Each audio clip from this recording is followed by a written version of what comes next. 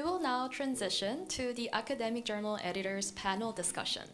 The session will be moderated by Professor Uli Gretzel from University of Southern California, and will also feature very distinguished editors from leading journals. I would like to introduce our panelists, Professor Sarah Dolnikar, the Editor-in-Chief of Annals of Tourism Research, Professor James Patrick, Editor-in-Chief of the Journal of Travel Research, Professor Rainer Alt, Editor-in-Chief of Electronic Markets, Professor Zheng Xiang, the Editor-in-Chief of the Journal of Information Technology and Tourism, Professor Bernard Jensen, Editor-in-Chief of Information Processing and Management. Last but not least, Professor Charmo Koo, Editor-in-Chief of the Journal of Smart Tourism. Please welcome our panelists.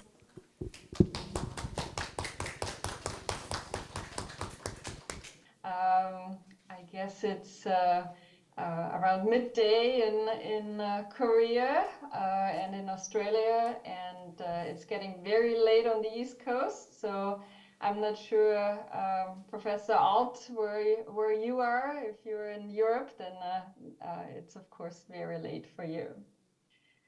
I'm going to shift the discussion now a little bit to AI and research, and I would really like to get maybe a broad view from you to get us started here. What is your overall attitude toward AI use in research? Are you AI positive? Are you an AI skeptic? Where do you maybe see the major pros and cons? And I'm going to start off with Professor Dolnikar, if that's okay. Sarah, would you like to comment on that? What's your attitude? Do you know what? I'm totally neutral towards it. Like, I just don't understand the big deal, right? So the way I view it, there's two things. There's either AI as a tool to do research. And it's no tool that's different than anything else we've done in the past. So when I did my psychology degree in Vienna, my professor forced me to run a factor analysis by hand, right? Well, I'm glad I don't do it anymore, right? I now have software to do it. So I think as a tool, if used appropriately, it's absolutely sensational. And it just has to be disclosed in the same way as any other tool. As a language improvement tool, it could be wonderful to improve the language. Can it be misused? Well, absolutely, it can be misused just like anything else. So I think it's about finding the positives that we can benefit from with AI and protect ourselves from making mistakes, just like we heard in the previous talk, hallucinations, right? So if we're going to use these tools, how do we make sure that we use them safely? Great. And Professor Zheng, Phil, you're next here on my screen. So what's your attitude toward Thank you, Uli. It's a great pleasure to have the opportunity to speak together with everyone. I think on the AI positive side, I agree with Professor Dolnikar. You know, we can view AI as the new tool, new toy, right? I assume that by AI we mean, you know, the new generation of, you know, generative AIs, right? Which actually have include many different types of AIs that, you know, can, you know, rely on use a large amount of data and to generate new content. Right, that's what we mean probably in a very, very narrow sense. But AI goes back to many decades ago, right? When the computer science folks started, you know, working on expert systems, recommender systems, neural networks, right? So we actually have been using AI all the time. So if we look at AI as a tool, it's not new, but we need to, you know, I believe, because of AI is still evolving and we need to understand it better. You know, we need to set up boundaries. And of course, it comes with all kinds of issues and problems. We just need to understand it better. So that's my take on AI, you know, for research. Thank you. Great, thank you. Next on my screen is Professor Alt. What's your general attitude toward AI in research? Well, good morning from my side. I'm in the same time zone as Christian, who more or less went to bed or took a rest now. I would share the opinion of the two speakers before, and I also think that GenAI is a terrific tool that we can use and that we should use. However, it's difficult for us as editors or reviewers to assess how much these tools have been used and for which purpose. So I think that authors need to declare what they have been using it for, and they also need to declare that they take full responsibility for what they have submitted. For assessing whether something is artificially generated or not, I think that's very difficult. So it challenges our gut feeling as academics, and I think it requires a more sharpened view on the really good story. So how the different parts of the manuscript really fit together, and what the outcome of the paper, the contribution and everything is. So I think that we need to have some higher expectations if we use some more advanced tools. So this is at least my expectation. Great, thank you. I have Professor Jensen. I don't know how you pronounce it. Yeah, Jensen. Next on my screen, would you like to share your opinion on AI in research with us? Sure. Yeah, I'm Jim Jansen. I'm the editor of Information Processing and Management, an applied computational journal.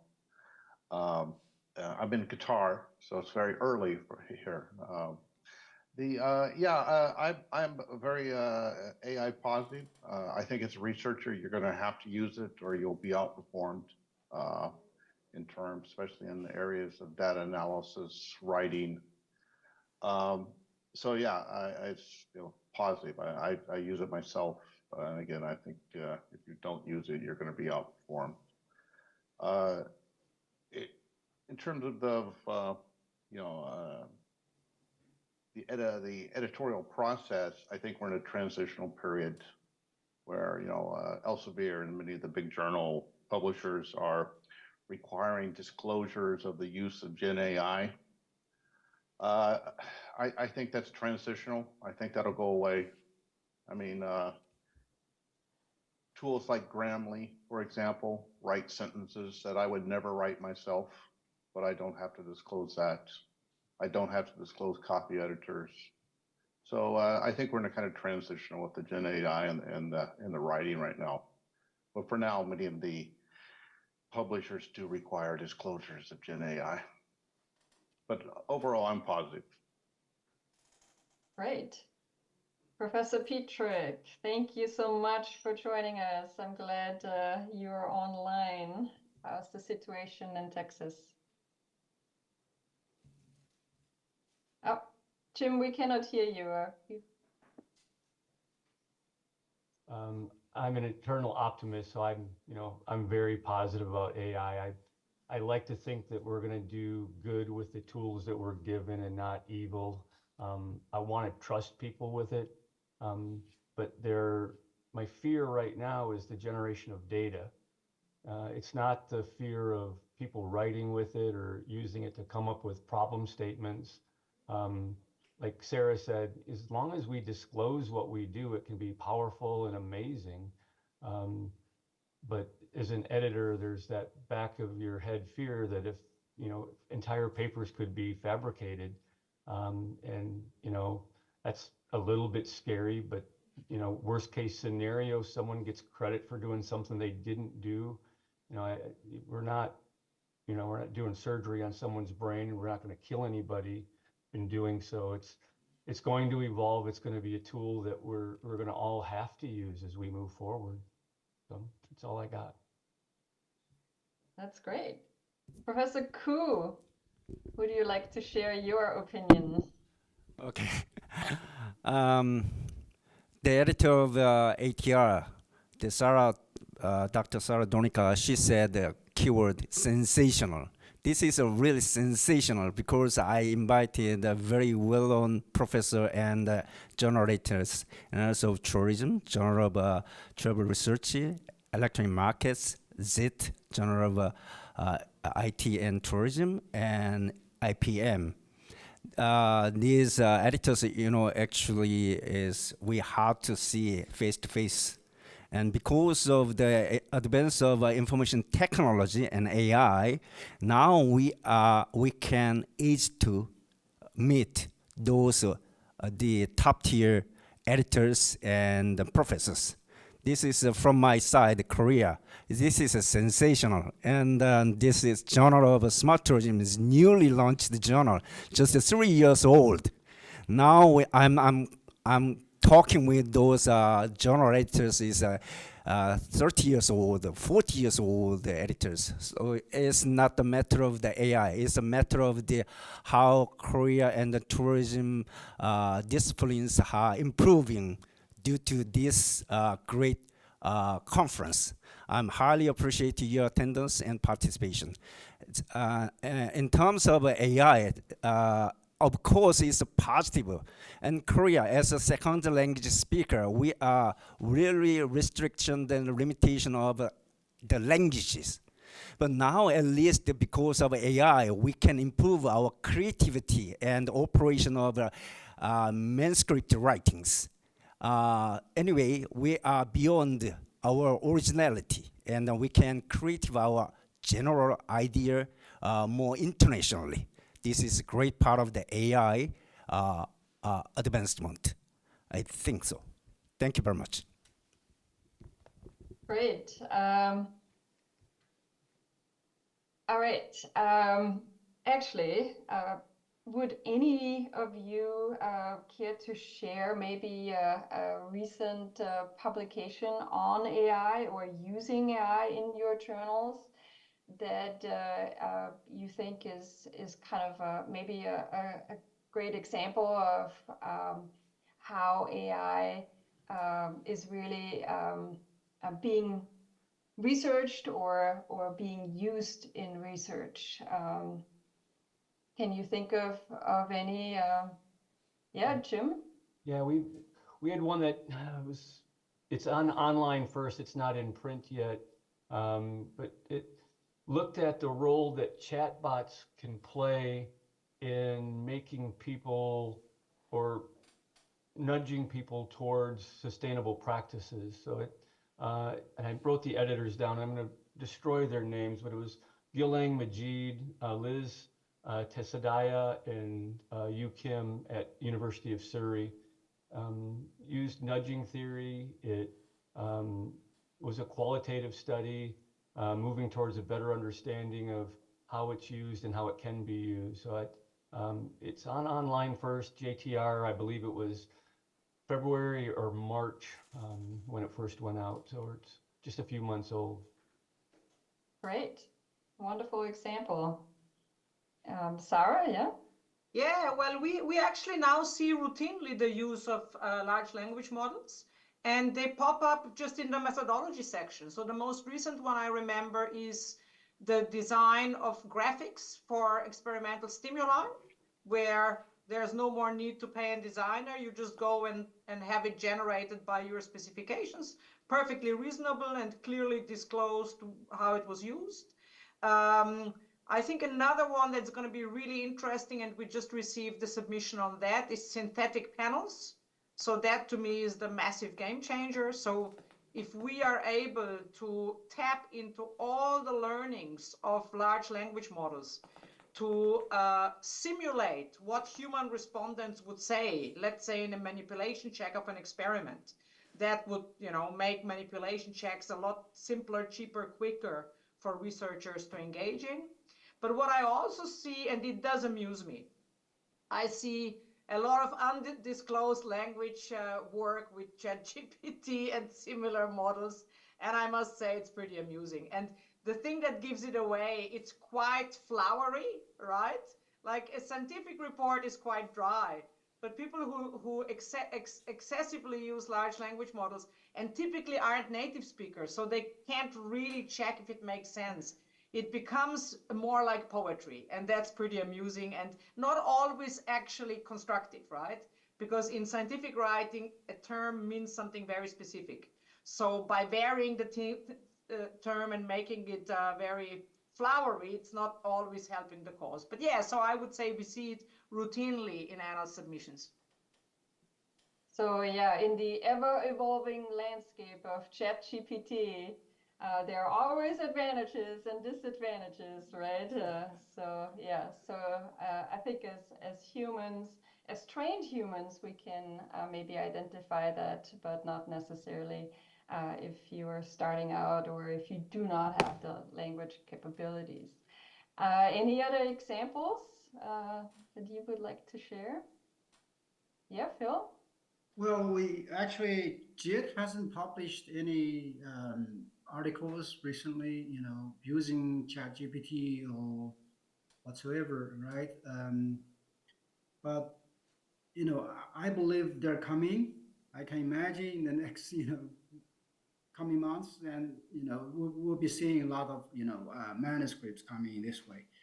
But I just want to share kind of what I did with one of my graduate students in terms of using ChatGPT. In our research, actually we use ChatGPT to simulate, right, as the way to simulate, managerial responses to hotel reviews, and then we did, the comparison between the AI generated content and the actual human generated content, and was the goal to answer the question, is AI ready to replace human?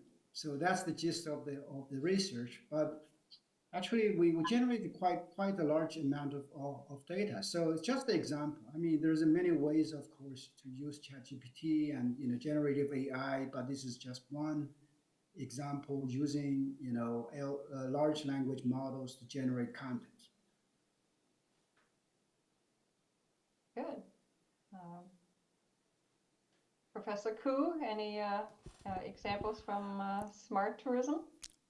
Okay, Journal of Smart Tourism, newly launched the journal, and now is a new paradigm shift suddenly happened to us. So the ground is pretty much groundbreaking, and the ground is provide an opportunity for newly launched journal.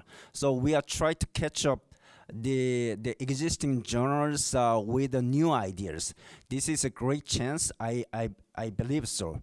So we are trying to collect a very good manuscript from the well-known professors to guide the new era and new direction, new guidance for authors and the audiences. Yes. Great.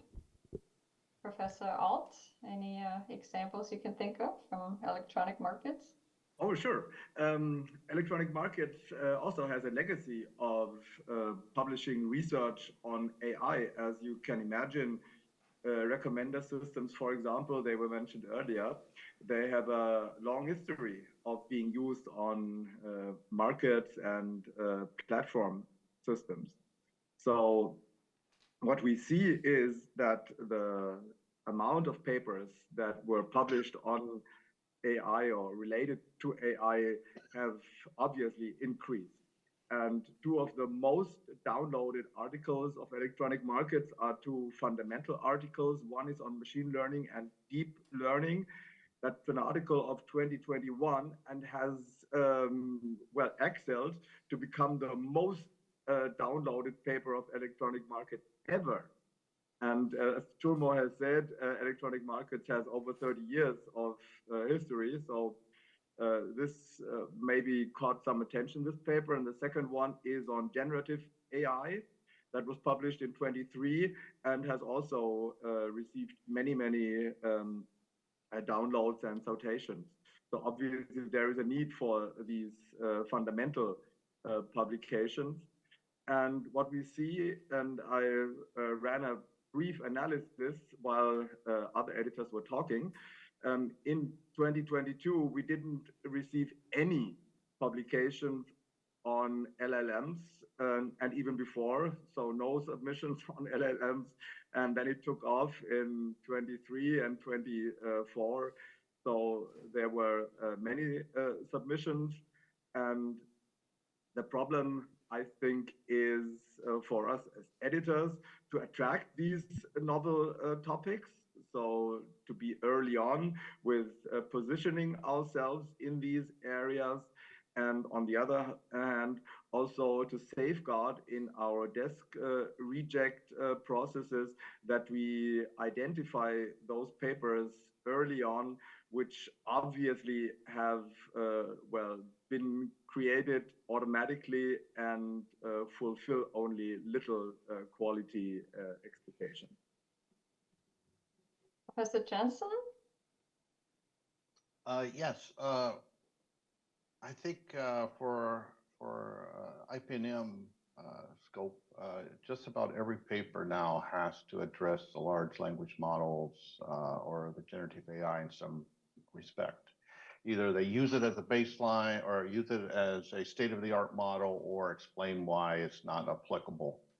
And I think that's been pretty much a desk check criteria. They have to mention why, if they didn't use a large language model, address why, because it really has permeated every domain that of research, from data generation to any type of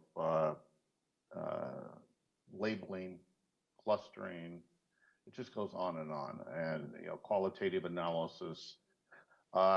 And so, yeah, it's just about every paper now at IPNM it has some aspect of the use of specifically the large language models, and that has what has really been disruptive. So yeah, it's hard to find a paper in IPNM in the last 12 months that does not address the large language models, generative models in some way.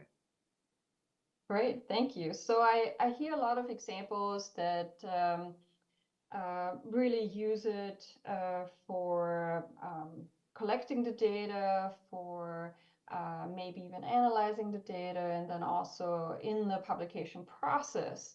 How could AI be used for more of an idea generation, or dare I even say for engaging with theory?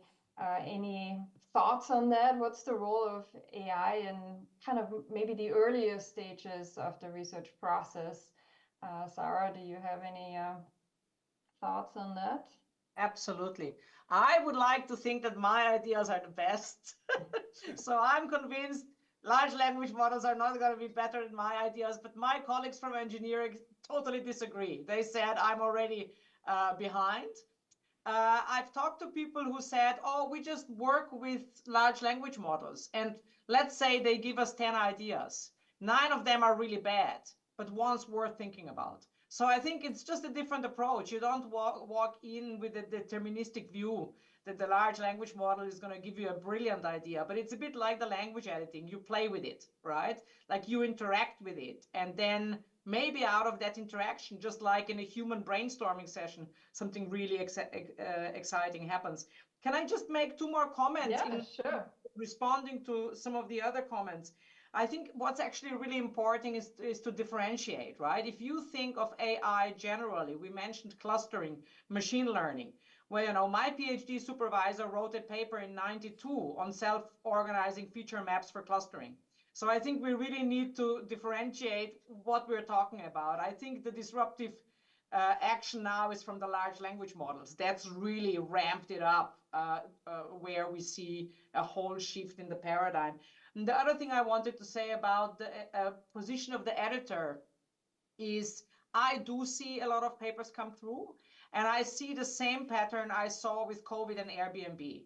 Everyone's jumping on the bandwagon, right? Everyone thinks they can write a really poor paper around large language models, and they assume that the editor will just favor it because it's sexy and it might attract a lot of attention. So, you know, my sense is it's nice to have papers on large language models, but unless they have something genuine to contribute above and beyond what's been published in engineering, right, then I don't think they should just get a free pass because it's topical right now. Great, thank you. So that leads us actually back to idea generation. So how could authors maybe create more innovative kinds of research? Any thoughts on that from, yeah, Professor Jensen? In terms of the idea generation, the large language models, you know, the good ones are extremely good at solving the blank screen problem. You know, I have a particular question, and you know, using that to generate a first go at hypotheses, maybe structure some studies, things like that, is extremely helpful. I mean, things that would you know, I would be pondering over for days, you know, I can get started at a much faster pace. And sometimes they're not only great ideas, sometimes like, wow, that's really good. And you know, a lot of stuff you do have to toss because it's just, you know, not good or nonsense. But there are some good ideas and really good at solving the blank screen problem for getting going on studies and research. Uli, Wonderful. Uli, can I say? Yes, sure. Like generation of ideas of academic research. Recently, I submitting a few manuscripts to the top tier journals such as JTR, ATR, and TM, and I feel like okay, in terms of AI emergence, the editors more stress more the theoretical part of overall manuscript. So even though AI and generate very good the idea generation and the operational, you know, aspect, but the academic papers demand the authors to strengthen the theoretical framework and theory in explain those cause and result. So that is my perspective in these days from the journal submissions. What do you think of the, I want to ask Jim, Patrick, and Saras about this point. Sarah, you want to go first or you want me to? Why don't you go? Otherwise, I'm talking too much. I'll go after you. No problem. So, you know, our journal in particular, you know, we expect theory to play a part, and each journal positions themselves differently. So, you know, your journal is more practical than others. TM is more practical than probably Annals or JTR. But I think we're all trying to do good science. So each paper should have a home that fits the science that goes with it. And, you know, we certainly want to see theory because a paper with a theoretical grounding, we presume, is better than the same paper without it. Doesn't mean that all papers need to have theory, though, not at all. But, you know, the expectation for each journal, you should have a feel for what your manuscript looks like to know where to submit it.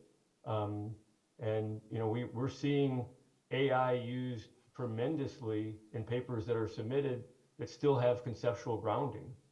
So to me, that's better than one that has just practical application on the backside. And there's, like Sarah said, there's a problem with people using AI just to use AI, where you know, it's great, but it's not, that doesn't make it a good paper.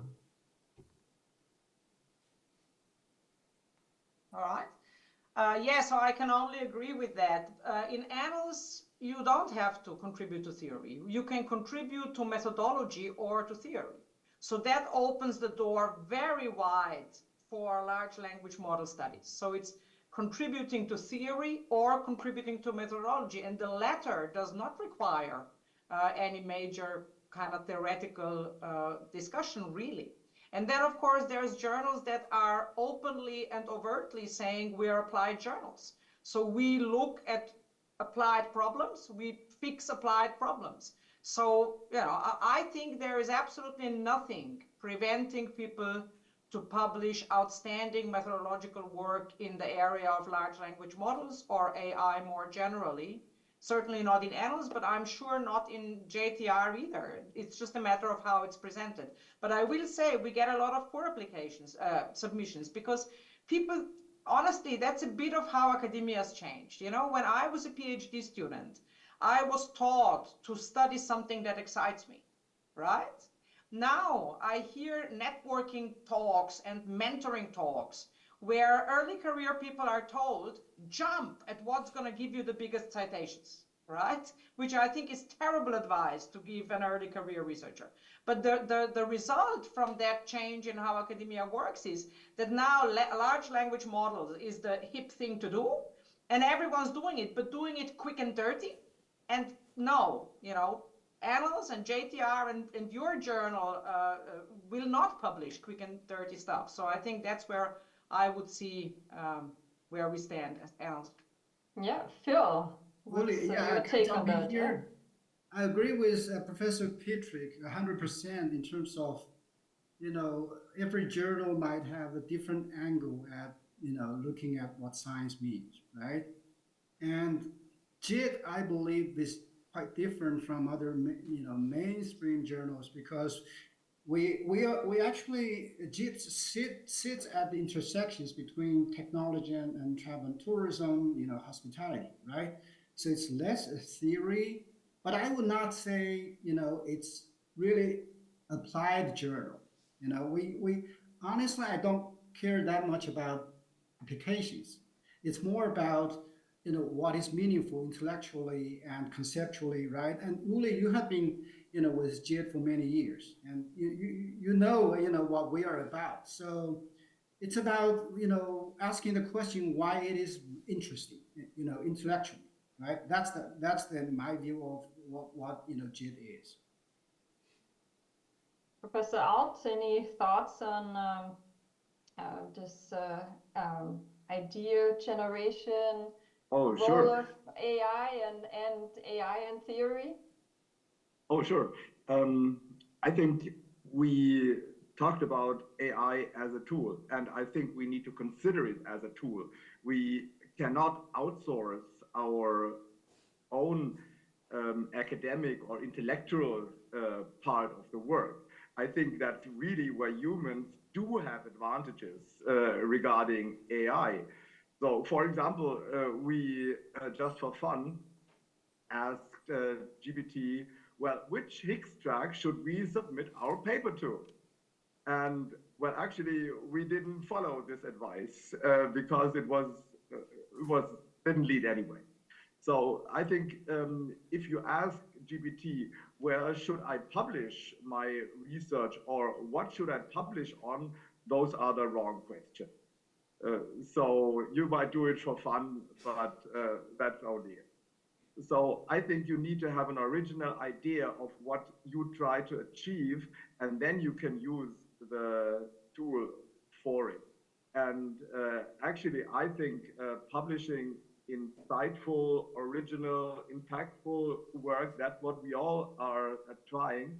And to identify and to sustain that, well, this is our goal, and that's what we hope try to sustain with our journal. Great. I'm going to ask a more concrete question now. Does your journal have a specific AI policy? And if yes, what is it? You all talked about disclosure as well. Do you have any rules about that specifically for the journal? Jim, can I start with you? Sure. So Sage has been incredibly vague. So they have their own policy, which literally basically is 1,000 words saying just whatever you're doing, disclose it. And they use a lot of language to say that what problems could occur with it, but it boils down to that our journal's policy is if you're using AI, just let us know. You know, we assume it's a great tool and it's powerful, and used correctly, it can do amazing things. So Nancy and I are open to anything with AI as long as we know what the authors are doing with it. Okay. Phil, any policies that you could share? We don't, but Springer, our publisher, does.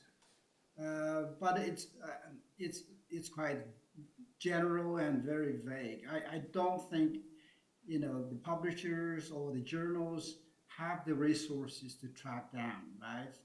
But we have to sort of, this is the honor system, right? We hopefully, you know, people don't we, you know, sometimes it's so obvious. We as humans can tell this is generated by AI, but many of the times it's becoming increasingly difficult. So we have to, you know, rely on the authors in terms of, you know, being transparent. Sarah? Yes, so Elsevier, we've already mentioned that, we've heard that before. I actually think Elsevier has a quite clear strategy. You have to disclose it, number one, and number two, large language models cannot be an author. And that has a very good reason, because one of the key authorship criteria is that you can take full intellectual responsibility for that piece. And large language models can't do that. So for me, that's pretty clear guidelines, and I don't object to any of them. So I think that's a pretty reasonable way forward. Professor Alt, I think you said something similar, right? In terms Yeah, of... we also are a Springer journal, so we also have the same generic guidelines. On the one hand, I think we need to have guidelines for authors, and on the other hand, we need to have guidelines for reviewers, who must not upload manuscripts and stuff like that. What we really would like to have is to have a kind of plagiarism or Gen AI check tool, but as we all know, this is rather future talk. Uli, I want to express my experience. The early ChatGPT era, maybe the January 22, it's also surprising, and everybody is so shocked. And I was searching for my journal title using ChatGPT, and I adopt that the keyword recommended by ChatGPT, and I applied that keywords into my title. And these days, I frequently see the ChatGPT recommendation keywords from the journal titles. So now at early stages it's sensational and very surprising. Now it's wow. A lot of authors copy and paste from ChatGPT. This is kind of something problem to the journal article sooner or later. What do you think about that point? Yeah, I think in some ways, right, that was also answered when we talked about the idea generation. So it's not just the idea generation, but also the title generation and the keyword generation. We've all learned how to deal with search engines, but not necessarily with ChatGPT. Yeah, I'm going to move the discussion along, but maybe if you all could keep that in mind. Professor Jansen, did you have a thought on the policy, and maybe also specifically in terms of these problems that Julmo mentioned? Well, yes, on the policy, IPNM is a Elsevier journal. And yes, as Sarah mentioned, I think the policy is very clear. Right now, you have to disclose if you use ChatGPT in the writing, and ChatGPT and any of the large language models can't be an author. I think it's very clear. Again, I think the disclosure on the writing we're in a transitional period. I think that's going to go away soon. I think as an editor, my assumption is every submission used large language models in some way, whether they disclose it or not. I just make that assumption. Same way with reviewers. I think more and more reviewers are using Copilot, which you can use in a private mode, so it's not disclosing anything. I think reviewers are using it.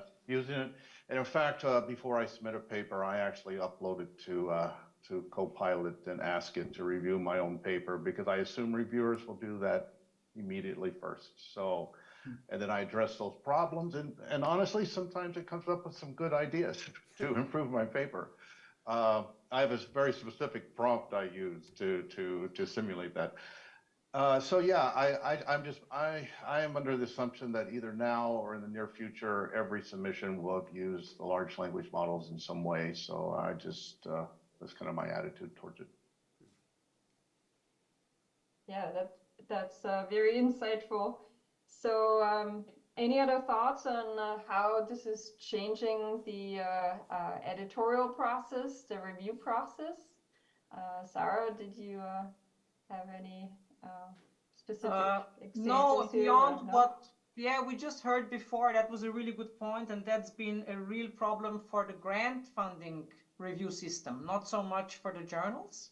But we've had a big problem in Australia because grant reviewers uploaded confidential grant applications.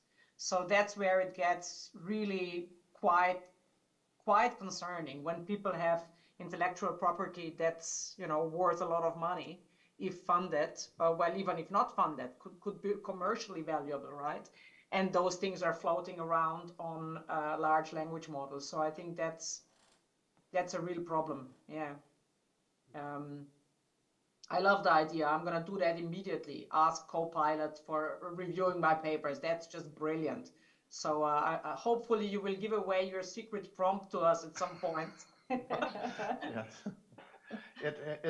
Sarah, it's actually very helpful. And again, I think many reviewers and researchers, reviewers a role we all have are doing it already, and it is a good first cut to address any of the problems that the large language models will identify. Did anybody else have any thoughts or any examples of maybe inappropriate use where you would you would like your reviewers as well as your authors, you would like them to know that this is not okay, that they should stay away from these kinds of uses? Yeah. Sage does have a policy where they don't say it directly, but they say indirectly that we should not be using large language models for reviews at all. So they're anti for that utilization at this point. But if it helps make a paper better and it doesn't put information into the public space and jeopardize that, then if it advances science, at some point we have to acknowledge and allow this to happen. Once again, Yeah, as an author and a second language speaker, we can utilize ChatGPT for writing manuscript properly.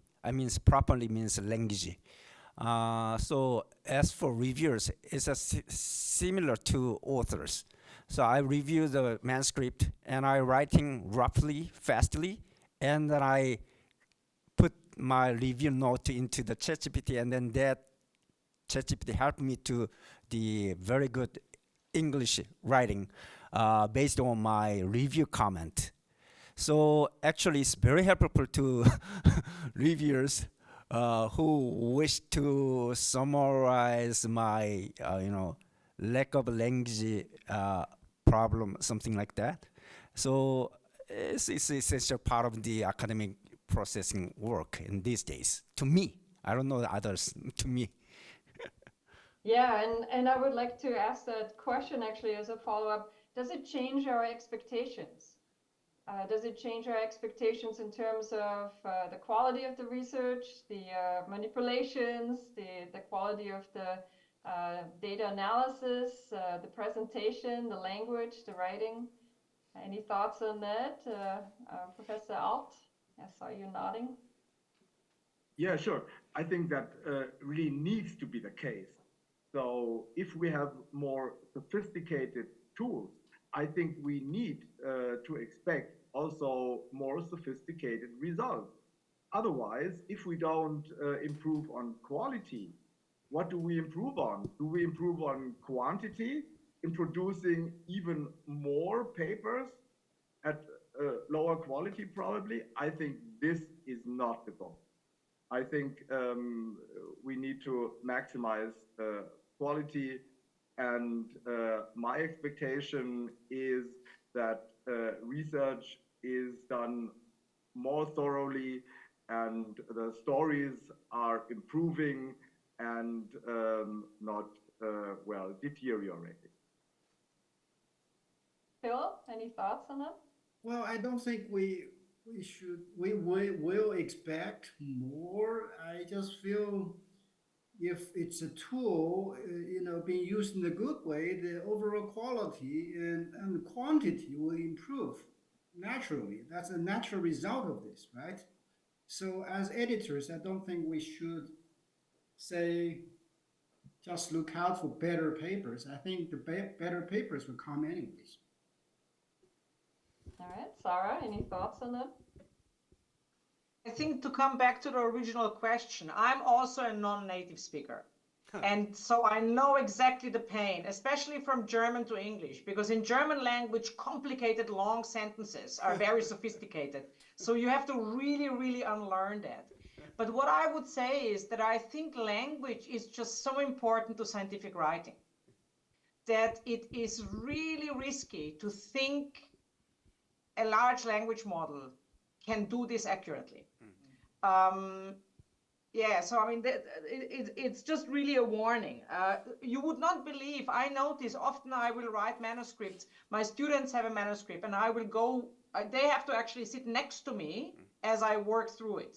Of course, they would prefer to just get track changes, right? Because then they can just accept all.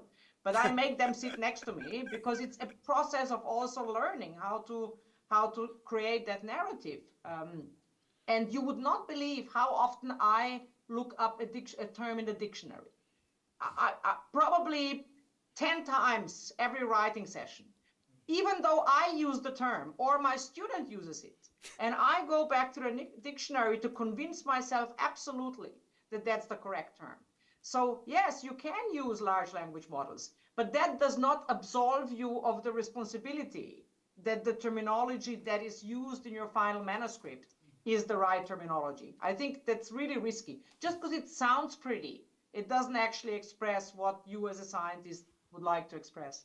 Phil, you had a follow-up? Yeah, just quickly, I want to add the comment. I think similar to what Sarah just said. I think as editors, I think we should have higher expectations on ourselves because now we need to pay a little bit more attention to what goes into these manuscripts. We know, right? AI is bullshit a lot, right? The data they use to generate contents is not necessarily current, and and the way they actually generate contents is not necessarily, based on facts. So we have to really, really be careful, in terms of watching out what actually comes out in these manuscripts. I would like to give Jim and Professor Jansen a chance, and then I will get back to you. Professor Petruk, any thoughts on that? Yeah, I'm with Sarah. I want us to make sure that the technology is making us smarter as well, not just the machines.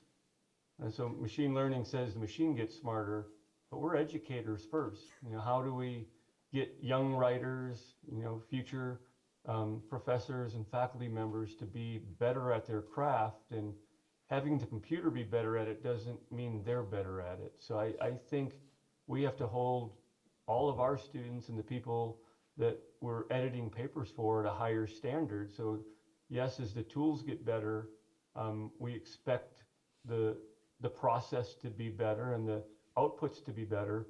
But reality is that we're seeing a lot of bad papers now because they're being written more quickly. We're seeing a lot of bad papers written by a lot of people on one article. We're seeing 7 people submit a bad article, and how do 7 minds get together and not formulate, you know, a problem statement and hypotheses and a manuscript? So, you know, we need to be getting smarter and relying more on tools and relying on others to co-edit and write with is, you know, is also problematic. Professor Jansen, did you have any thoughts on that? Yeah, 3. I think the language thing has always been an issue in the past that the large language models have at least you know, partly addressed.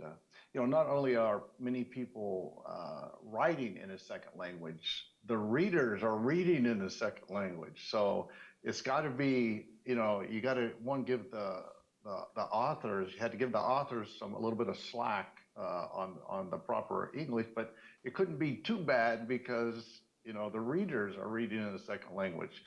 The large language models have really addressed a lot of that.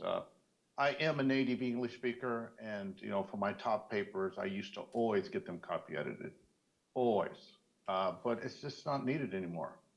It's the large language models can smooth out almost to the king's or queen's English very, very nicely.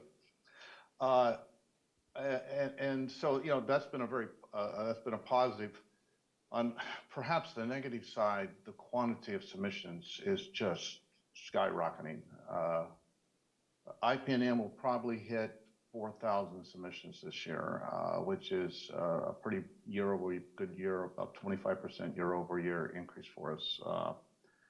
And a lot of that is due to a lot of you can produce a paper much faster, even if it's good or bad, you can do it faster. And so I think it's having an issue on the quantity of submissions.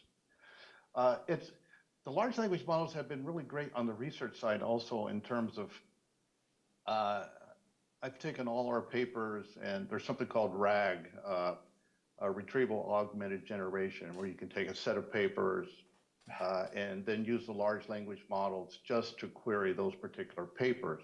So I've taken all our research papers from my research group, uploaded them into a system, and then everybody on the team can ask questions just based on our research papers. And so it has really helped address the issue of similarities of, you know, I need a definition of a customer persona, and it will give me a unique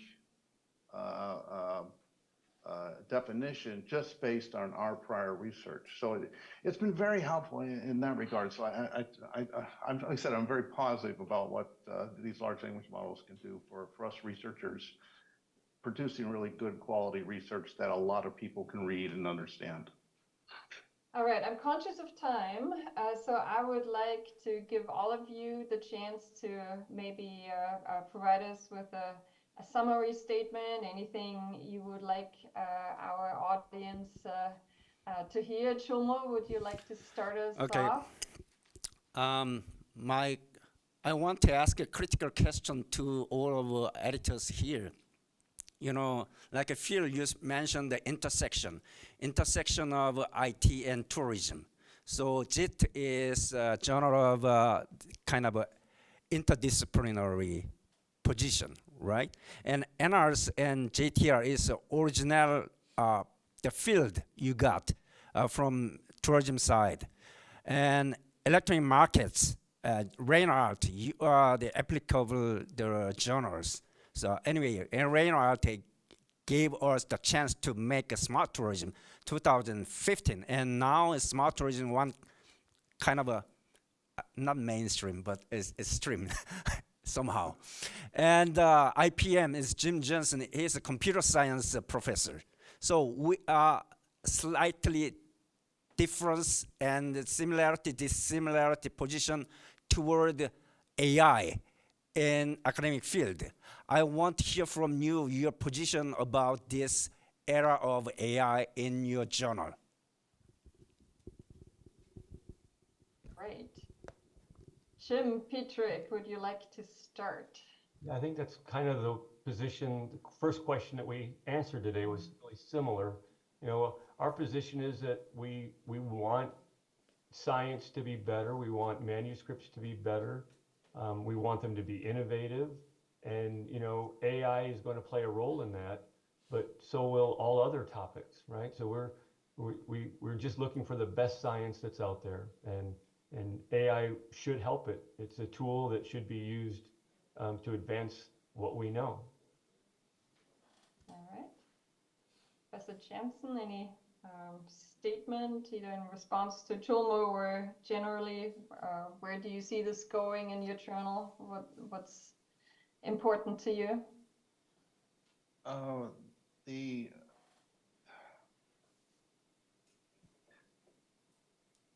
Being more on the applied technical side, and IPNM does publish quite a few tourism articles, mainly in the knowledge graph analysis area.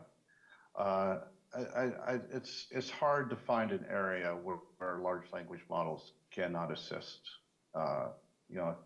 Certainly a good idea, good methods, good things like that, but the large language models, from data analysis to data annotation to writing, I mean, the whole soup to nuts process, large language models can most often be a benefit. So again, my approach is that sooner or later, I'm just going to assume every author has used the large language models in some way.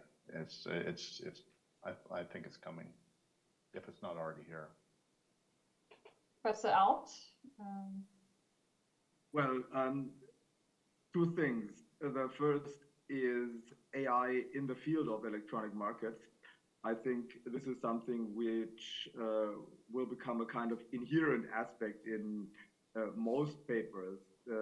If we talk about algorithms that are being used on platforms, if we talk about AI as separate platforms, so AI for networking among businesses. So there are so many aspects where optimization, cluster identification, these functionalities AI brings to the field actually can be applied. So I think this is a broad issue, and this will become even broader, and hope also to receive many good papers on that. The second thing is that I also hope that AI will improve review processes. So from my understanding, the systems we use for editorial purposes, they are pretty dumb. So we don't have any AI in these systems, for example, for identifying fitting reviewers. I would love to send papers out to reviewers who are really expert and available at a certain period of time, instead of sending out 10 or 20 invitations for reviewers who don't like to read this paper. So I think that publishers, and they make good money with us, so they should also invest in better supporting us journals with AI. Great. Bill? I agree with what everyone has just said. I just want to have one comment. Actually, it's just a thought. I mean, we've been talking about, AI as a tool for knowledge creation. I think for editors, as so-called the gatekeepers, right? I think AI should also be developed to assist. I'm thinking about, as the community, we should ask the publishers to to develop some sort of AI-based tools that allow us to manage all these processes more efficient and more effectively. You know, IPM has how many, you know, manuscripts, submissions every year? 4,000. Dr. Jensen, you just mentioned, right? Yeah, we'll probably We get are a 4,000 much this year. smaller journal. You know, guess what? We have more than 600 submissions every year. So the most boring part of our job as editors is to go through all these those submissions and figure out what to desk reject, right? 90% or 80%, right? There should be, you know, simple tools that allow us to do that. I mean, come on, the publishers, they should be investing in tools like this, right? Using AI. So that's just a thought. Good. Sarah, what's your concluding thought? Yeah, look, I think we've covered a lot of ground. I think maybe I would just say AI is not one thing, right? It's many different things along a very wide spectrum. And the pointy end is large language models. And if, you know, my colleagues from engineering, we have a little fight about large language models, but literally every week they come back to our meeting with a new development and with a new, you know, a new step change, not a small development, just a new step change of what these large language models can do. So it's a variety of tools. Some of them are not new at all and routinely used. Others are getting better by the day.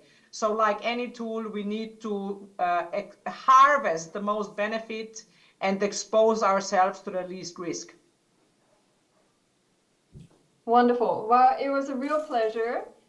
This was a really a great panel. Thank you so much for getting up very early or staying up very late for us. Thank you, Professor Koo, for organizing this panel. I think it was really insightful. Have a wonderful rest of the conference, everyone. Thank you, Uli. Thank you, everyone. Thank you very much. From my heart. You're all the best friends, colleagues, editors. Look forward to see you face to face. I will treat you your dinner next time. Sounds great. Thank you.